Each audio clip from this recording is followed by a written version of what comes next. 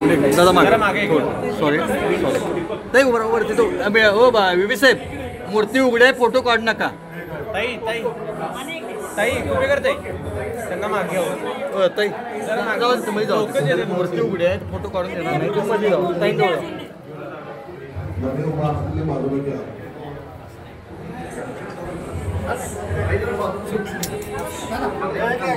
दिपेश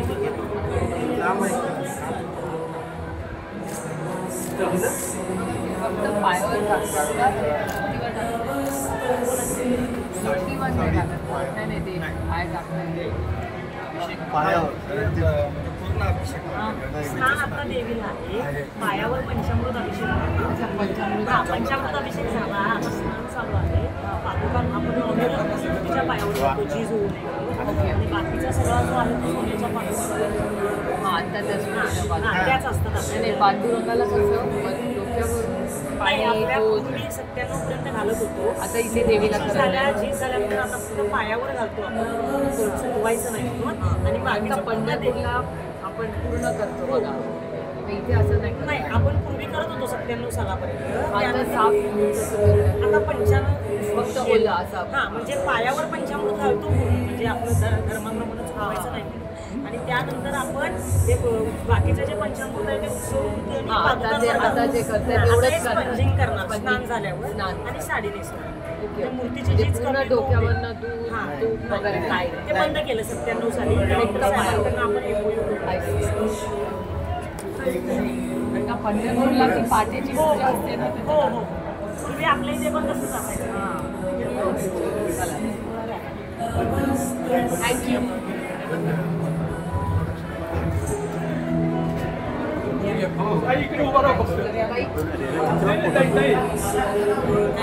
वडिलांचा आजोळ आहे कोल्हापूर आणि माझ्या आजी शारदाबाई पवार शारदाबाई भोसले त्या इथेच राहायच्या त्यांचे मामा इथे राहायचे त्याच्यामुळे दरवर्षी आम्ही माझ्या वडिलांच्या मामांना भेटायला इथे यायचो तेव्हा दर्शन नेहमी माझ्या आजी आणि त्यानंतर माझ्या आई बरोबर अनेक वर्ष करत आले त्यामुळे कोल्हापूरला आलं की अंबाबाईचं दर्शन हे मी नेहमीच घेते आणि माझ्या आजी यांची प्रचंड श्रद्धा या मंदिरावर होती त्याच्यामुळे माझ्यासाठी ते जास्त एक म्हणजे खूप माझा तो पर्सनल विषय खरं तर आपण या ठिकाणी आलात मात्र अनेक ठिकाणी पुराचं थैमान आहे ते घातलेलं आहे आईकडे काय मागणं मागितलेलं आहे कारण शेतकरी संकटात आहे गावं सगळी संकटात आहेत मी गेले 2 महिन्या खरं तर मे मध्ये पाऊस सुरू झाला आणि जून जुलैमध्ये जेव्हा सेशन होतं तेव्हाच आम्ही महाराष्ट्र सरकारला सातत्याने मागणी करत आले की ओला दुष्काळ जाहीर करा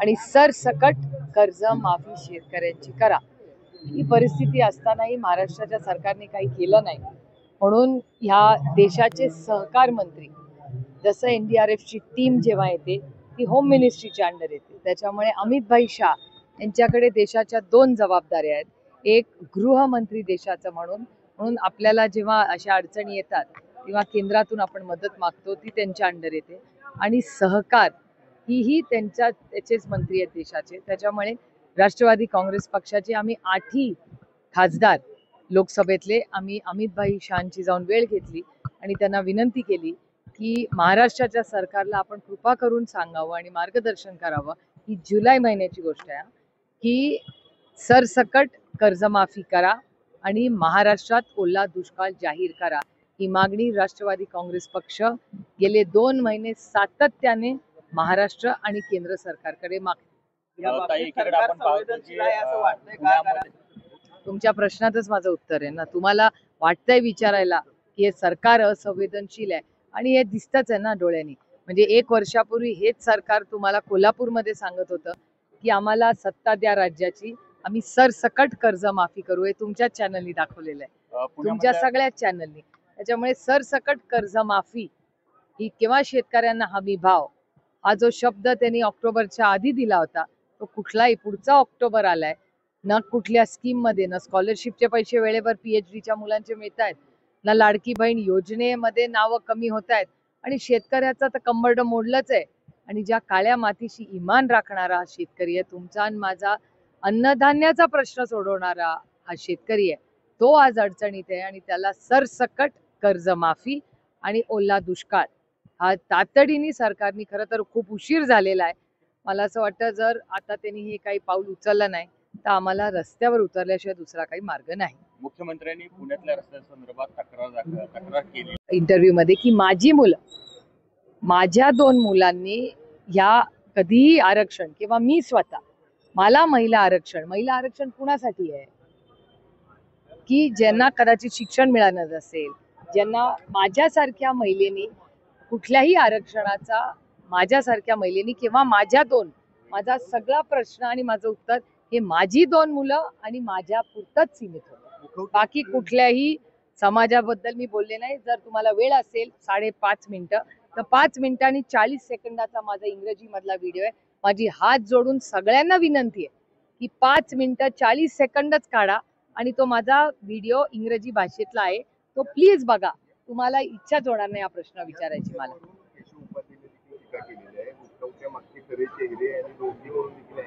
हे बघा ठीक आहे, अरे ठीक आहे ना, ही लोकशाही आहे, प्रत्येकाला बोलायचा अधिकार आहे, आमच्यावर टीका करायचा इतना तो हक बनता है ना. सुसंस्कृत महाराष्ट्रामध्ये संस्कृती बचाव मोर्चा काढावा लागतोय ही खरं तर दुर्दैवी आहे. ज्या पद्धतीने टीका झाली जयंत पाटील, राजाराम बापू यांच्यावरती, त्याच्याकडे कसं बघताय आणि हे कुठेतरी थांबलं पाहिजे, कारण सर्वच पक्षात वाचाळवीर आहेत. मान्य, पूर्णपणे मान्य. मी माननीय मुख्यमंत्र्यांना विनंती केली आहे की आपण ऑल पार्टी मीटिंग बोलवा. आम्ही ती लक्ष्मण रेखा क्रॉस करणार नाही, तुम्ही करू नका, आपण सगळे मिळून सुरुवात करूया ना. माझी जबाबदारी तयार आहे, महाविकास आघाडीची सगळी जबाबदारी मी घ्यायला तयार आहे. माननीय मुख्यमंत्र्यांनी समोरचे घ्यावी की सुसंस्कृत महाराष्ट्रात आपण सगळे मिळून ठरवूया की हे असं आपण कोणीच बोलणार नाही आणि ही लक्ष्मण रेखा ही संस्कृती आणि महाराष्ट्राची बदनामी त्याच्यामुळे होते. त्याच्यामुळे माझी तर पूर्णपणे हात जोडून विनंती आहे माननीय मुख्यमंत्र्यांना की तुम्ही पुढाकार घ्या, आम्ही पूर्ण ताकदीने तुम्हाला साथ देऊ. आणि अशा वेळेस ना मला अरुण जेटली साहेब आठवतात. अरुण जेटलीजी ना आम्हाला सांगायचे की या चॅनल्सनी दाखवणं बंद केलं ना ते बोलणं बंद करतील. हे खरंच अरुणजींचं मी कधी विसरणार नाही बोलणं. तुम्ही खरंच दाखवणं बंद करा. मुळात नेते बोलतात आणि संपूर्ण महाराष्ट्र बदनाम होतो, तुम्ही माध्यमांवर त्याचं खापर फोडता. मी नाही असं म्हणत नाही, मी नाही म्हणत आहे hello hello hello hello hello hello hello री रेकॉर्ड करा. नाही नाही नाही नाही, मी तुम्हाला काय म्हणलं अरुणजी, मी काय म्हणाले, आय रिपीट, असेच गैरसमज होतात. मी काय म्हणले, कैलासवासी अरुण जेटली साहेब म्हणायचे की तुम्ही दाखवणं बंद करा. मी कुणावर खापर नाही, हे गैरसमज म्हणले ना हे असे होतात.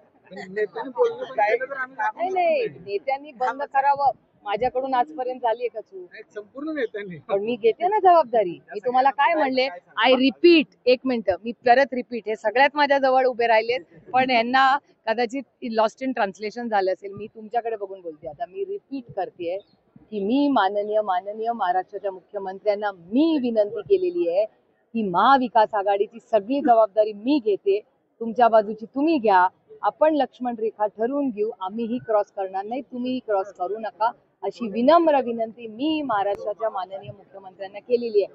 मी त्याची जबाबदारी घ्यायला तयार आहे. आपण पाहतो ताई, महत्त्वाचे प्रश्न मागे राहतात असं वाटत नाही? हो पूर्णपणे. ताईंना विचारा, आता ताईंना मी गाडीत काय सांगत होते, मी ताईंना आज गाडीत हेच सांगत होते की कधीतरी असं एक समाजात चर्चा कानावर येते की सरकारला मुद्दामूनच ह्या सगळ्यांमध्ये आपल्याला खेळवत ठेवायचंय. म्हणजे मग महागाई, बेरोजगारी, महाराष्ट्रात होणारा भ्रष्टाचार, त्याच्यानंतरचे अनेक महत्वाचे जे मुद्दे आहेत, म्हणजे शेतकऱ्यांची कर्जमाफी असेल, योजनेतून महिला ज्या लाडकी बहीण योजनेतून नंबर्स कमी होत आहेत, या सगळ्या माध्यमातून हे दुर्दैव आहे की आपण फोकस जे सत्तेमध्ये, तुम्ही विचार करा 200-250 खासदार आणि 250 आमदार, एवढ्या मोठी त्यांची स्ट्रेंथ असताना त्यांनी राज्याची सेवा केली पाहिजे ना. प्रधानमंत्री काय म्हणतात, प्रधानमंत्र्यांचे शब्द पण हे लोक ऐकत नाही. प्रधानमंत्री काय म्हणतात की मी प्रधान सेवक आहे. महाराष्ट्र सरकारने हे थोडंसं कधीतरी मनावर घ्यावं, प्रधानमंत्री काय म्हणतात. खरं तर धनंजय मुंडे यांच्या संदर्भात आपण बघितलं गेल्या काही दिवसाच्या घडामोडी घडल्या. खरं तर परवा त्यांनी कर्जतमध्ये प्रदेशाध्यक्षांच्याकडे अक्षरशः विनंती केली की चुकलं तर कान धरा, पण आता जबाबदारी द्या. तो त्यांच्या पक्षाचा अंतर्गत प्रश्न आहे. दुसरा एक प्रश्न म्हणजे पुण्यात एक बॅनर लागलेला आहे, ज्याची चर्चा सुरू झाली आहे, करण गायकवाडांनी तो लावलेला आहे. त्यांचा, पवार साहेबांचा आणि अजितदादांचा फोटो आहे त्यामध्ये, आणि आम्ही एकत्रच आहोत, कुटुंब म्हणून आम्ही एकत्रच राहणार आहोत असा उल्लेख त्या सगळ्या पोस्टरवर दिसतो. मी वारंवार त्याचा उल्लेख केला आहे, कुटुंब म्हणून आम्ही एकत्र आहोत, पण पोस्टर आता कार्यकर्त्यांकडून देखील लागत आहे. नाही बघा, आम्ही लोकप्रतिनिधी आहोत आणि नेहमी आमचं इनकमिंग हे नेहमी, आउटगोईंग थोडं कमी झालं तरी चालेल, पण इनकमिंग नेहमी असलं पाहिजे चालू. त्याच्यामुळे लोकांच्या, आमच्या सहकाऱ्यांच्या, आमच्या कार्यकर्त्यांच्या, आमच्या नेत्यांच्या ह्या ज्या भावना आहेत त्याचा आदर आपण केलाच पाहिजे. आणि त्याच्यामुळे माझं म्हणजे ही मी माझ्या स्वतःबद्दल सीमित म्हणते की मी सगळ्यांचीच बोलते. त्याच्यामुळे आणि एका सशक्त लोकशाहीमध्ये किंवा एका नात्यामध्ये, नातं असू दे किंवा लोकशाहीमध्ये असू दे, हे जितकं आपण बोलतो तेवढं ऐकलंही पाहिजे आपण. त्याच्यामुळे माझ्याकडून दोन्ही प्रक्रिया या चालूच असतात. माझी कुणाशीही बोलायची तयारी, म्हणजे मी अनेक वेळा गंमत म्हणून लोकांना सांगते की राष्ट्रवादीचा तो भाग, तो भारतीय जनता पक्षाबरोबर कदाचित आता सत्तेतही असेल, पण पारिवारिक आणि कौटुंबिक संबंध माझे 6 दशकाचे भारतीय जनता पक्षाच्या अनेक कुटुंबांबरोबर कालही होते, आजही आणि उद्याही राहतील. आमचे मतभेद जरूर आहेत, पण आमचे मतभेद नाही, मनभेद आमचे नाही. आमचे मतभेद टोकाचे आहेत, पण मनभेद कधीच नाही. कारण का, एका सशक्त लोकशाहीमध्ये कैलासवासी यशवंतराव चव्हाण साहेबांनी जे आमच्यावर संस्कार केले की विरोधक इतकी कटुता कधीच ठेवू नये, त्याच्यात वाद झाला पाहिजे, मतभेद झाले पाहिजेत, पण मनभेद आणि वैयक्तिक नाती ही कधी मध्ये येता कामा नये. स्थानिक स्वराज्य संस्थांच्या निवडणुका आता येणार आहेत, मात्र त्या ठिकाणी दोन्ही ठाकरे एकत्र येताना दिसत आहेत. अनेक ठिकाणी असे प्रकार महाराष्ट्रात नाही, हे खूप दुर्दैवी आहे. मी वारंवार सगळ्यांना म्हणले, मी अनेक वेळा ही गोष्ट म्हणली आहे की मराठा समाज, धनगर समाज, लिंगायत समाज आणि मुस्लिम समाजाच्या अनेक वर्षाच्या मागण्या, ज्या मी वारंवार फक्त प्रेस कॉन्फरन्समध्ये नाही, मी त्या पार्लमेंटमध्येही मांडलेल्या आहेत. माझी महाराष्ट्र आणि केंद्र सरकारला विनम्रपणे विनंती आहे की अनेक राज्यात आरक्षणाचे विषय आहेत, तुम्ही सगळं एक कन्सॉलिडेटेड बिल आणा. तुम्ही विचार करा की अनेक वेळा मी कालही साताऱ्यात हे बोलले की आरक्षणाबद्दल उत्तराखंड असेल, गोवा असेल, या लोकांच्या काही मागण्या असतात. त्या मागण्या आल्या की तिथून असं होतं की आता हे बिल पास करूया. माझा आनंद आहे, जर गोवा असेल, उत्तराखंड असेल, झारखंड असेल, तिथल्या कुठल्या समाजाची मागणी असेल आणि ती सरकार पूर्ण करत असेल तर आम्ही ताकदीने त्याचं स्वागत करतो, त्या आरक्षणाला आम्ही सपोर्ट करतो. म्हणूनच माझी हात जोडून केंद्र सरकारला विनंती आहे की महाराष्ट्र सरकारने कॉम्प्रिहेन्सिव्ह बिल बनवावं. मराठा समाज, धनगर समाज, लिंगायत समाज, मुस्लिम समाज आणि ज्या कोणी समाजांच्या ज्या मागण्या आहेत त्याचं एक कन्सॉलिडेटेड बिल करा, ते केंद्र सरकारला पाठवा. 250चं त्यांची ताकद आहे, आम्ही ताकदीने सरकार बरोबर उभं राहू. तुम्ही बघितलं असेल GSTच्या वेळीच, ऑपरेशन सिंधूरच्या वेळीच योग्य निर्णय जर तो देशाच्या हिताचा असेल तर आम्ही ताकदीने या सरकार बरोबर, केंद्र असेल, राज्य असेल, उभा राहू. तर एक कॉम्प्रिहेन्सिव्ह आरक्षणाचं बिल मराठा, धनगर, लिंगायत आणि मुस्लिम समाजाचं आलं आणि केंद्र सरकारने त्याच्यावर चर्चा ठेवावी आणि आपण सगळे मिळून या सगळ्या समाजांना न्याय देऊ. आम्ही ताकदीने जर सरकारने बिल आलं तर सरकारच्या बरोबर उभं राहू. काही गॅजेट हैदराबाद असू दे, सातारा असू दे, त्याचा वापर केला जातो. शाहू महाराजांनी सांगितलेले आहेत की खड्डे मोठ्या प्रमाणात पडलेले आहेत, तर मुख्यमंत्री छोट्या गोष्टीची दखल घेतात असं वाटत नाही का? ह्याची दखल तर आम्ही अनेक वर्ष घेतोय. सातत्याने पुण्यामध्ये क्राईम आणि पुण्याचं इन्फ्रास्ट्रक्चर हे पूर्णपणे कोलॅप्स झाले. दुर्दैव आहे, मी जड अंतकरणातून म्हणते, कारण का त्या भागाची लोकप्रतिनिधी म्हणून मी काम करते. हिंजवडीचा प्रश्न तुम्ही पाहिलेला आहे, तुम्ही सगळ्या चॅनल्सनी आम्हाला मदत केली, याबद्दल तुमचे मी मनपूर्वक आभार मानते की तुम्ही सातत्याने ह्या गोष्टी दाखवताय. त्यामुळे ह्या सरकारनी म्हणजे मोठे जे रस्ते असतात ना, म्हणजे शक्तीपीठ असेल किंवा असे मोठे इन्फ्रास्ट्रक्चरचे 80,000 कोटी, 1,00,000 कोटी असे जे मोठे इन्फ्रास्ट्रक्चर प्रोजेक्ट्स असतात ना, त्याला या सरकारकडे म्हणजे पटपट फायली हलते आणि निधी असतो. आणि तुमच्या माझ्या सुखदुःखात ज्या छोटे रस्ते असतील किंवा छोटी जी कामं असतात जी खरंच आपल्याला गरजेची असतात, म्हणजे मला विचाराल तर 80,000 कोटी रुपये खर्च करून तो शक्तीपीठ करण्यापेक्षा आता 80,000 कोटी रुपये देऊन सरसकट कर्जमाफी ही शेतकऱ्याला तातडीने दिली पाहिजे आणि ओळखला दुष्काळ जाहीर करून पुन्हा एकदा हा शेतकरी स्वतःच्या कर्तृत्वाने कसा उभा राहील स्वतःच्या पायावर स्वतःच्या कष्टाने, याच्यासाठी महाराष्ट्र सरकारने प्रयत्न केले पाहिजे. नितेश पाटील यांच्या संदर्भात जे काही वक्तव्य झालं त्या संदर्भात काल पक्षाकडून मोर्चा देखील काढण्यात आला. महाराष्ट्र पक्षाचा नव्हता तो, माणुसकीचा होता. सगळ्या पक्षाचे पण लोक या होते. सगळ्या मोर्चामध्ये ज्यांनी आक्रमक भाषणं केली, मग निलेश लंके असतील किंवा इतर जी आक्रमक ज्या लोकांनी भाषणं केली त्यांना काल रात्रीपासून सोशल मीडियावर मोठ्या प्रमाणात ट्रोल केलं जातंय. अक्षरशः धमकीचे मेसेज दिसत आहेत सोशल मीडियावर. मला काही आश्चर्य वाटत नाही. महाराष्ट्रात हा नवीन ट्रेंड झालाय. सरकारच्या तुम्ही विरोधात गेला तर आईस म्हणजे इन्कम टॅक्स, सीबीआय आणि ईडीची नोटीस येते, आणि ती नाही शक्य पाठवणं असेल तर हा नवीन ट्रेंड आहे की फोन करणे, धमक्या देणं. तर मग मला काही आश्चर्य वाटत नाही, कारण काही दुर्दैव आहे ज्या महाराष्ट्राच्या पोलिसांना, तुम्हाला आणि मला आणि महाराष्ट्राच्या नागरिकांना सार्थ अभिमान आहे, म्हणजे मला महाराष्ट्राच्या पोलिसांचा सार्थ अभिमान आहे, अशा पोलिसांवर जेव्हा त्याची भीतीच या सरकारमध्ये राहिली नाही, कारण का त्या वर्दीला भीती राहिली नाही, कारण का सर्वसामान्य असे जे गुंड आहेत त्यांना सिक्युरिटी दिली जाते, ज्या लोकांवर 12 वर्ष लोक जेलमध्ये राहिलेले आहेत त्यांना सिक्युरिटी दिलेली जाते. हा नवीन ट्रेंड आहे, दुर्दैव आहे, आणि महाराष्ट्राच्या सुसंस्कृत महाराष्ट्राला न शोभणार आहे. आज तुम्ही आईचं दर्शन घ्यायला आलात, मात्र काय नेमकी परिस्थिती? तुम्हाला आठवत असेल की काँग्रेस आणि राष्ट्रवादी काँग्रेस एकही असताना अनेक ठिकाणी आम्ही स्थानिक स्वराज्य संस्था वेगळ्या लढायचो, कारण काही कार्यकर्त्यांचं इलेक्शन असतं. कसं लोकसभा हे सगळ्यात मोठं इलेक्शन असतं, मग या आपली राज्याची इलेक्शन्स असतात, आणि स्थानिक स्वराज्य संस्थाची जी इलेक्शन्स असतात त्या सगळ्या इलेक्शन्समध्ये आपण बघता हे कार्यकर्त्यांचं इलेक्शन असतं, आणि साधारण स्थानिक आघाडी होणार का नाही, आम्ही अनेक वेळा काँग्रेस आणि आम्ही एकामेका विरोधात लढलेलो आहोत.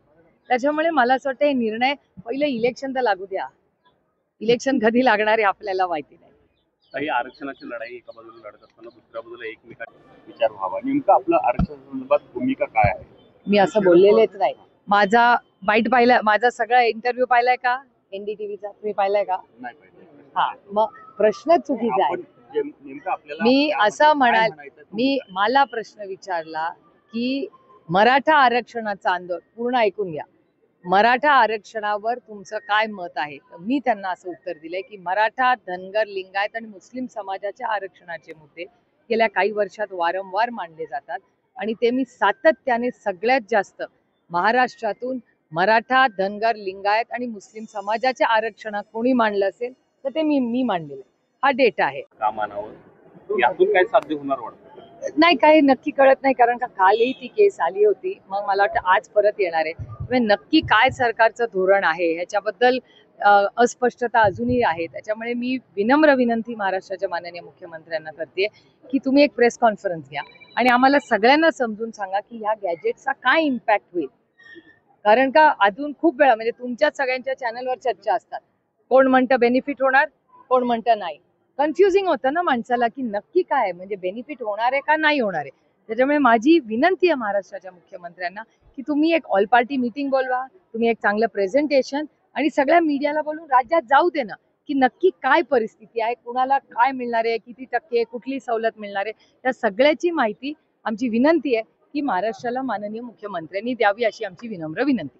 आज नवरात्र उत्सव करतो, कोल्हापुरातल्या रस्त्यांवरून तुम्ही आज प्रवास केला असाल, लाखो भाविक कोल्हापुरात येत असतात. कशी कोल्हापूरच्या रस्त्यांची अवस्था तुम्हाला वाटली आणि महाराष्ट्राच्या रस्त्यांचीच अवस्था तशी आहे, कोल्हापूर कशाला, तुमची कशाला फक्त बदनामी करू मी. माझ्याही लोकसभा मतदारसंघात हा प्रॉब्लेम आहेच ना, त्यामुळे दुर्दैव आहे. घेतला होता आता नाही, खूप दुर्दैवी आहे. काय होतं इन्फ्रास्ट्रक्चर मध्ये जेव्हा एवढा निधी जातो आणि एवढे खड्डे येतात, आणि काल तुमच्या सगळ्यांच्याच चॅनलवर मी पाहिलं अनेक लोक दगावतात त्या ऍक्सिडेंटमध्ये, कोणाचं तरी बाळ काल परवाच्या दिवशी गेलं. खूप दुर्दैवी आहे आणि खूप सोप्या गोष्टी येतो. एक रस्ता चांगला दर्जाचा नाही का आपण करू शकत? गडकरी साहेबांनी करोडो रुपयाचे रस्ते अति उत्तम दर्जाचे देशात केले, तर गडकरी साहेब एवढं करू शकतात तर आपलं राज्य का नाही करू शकत?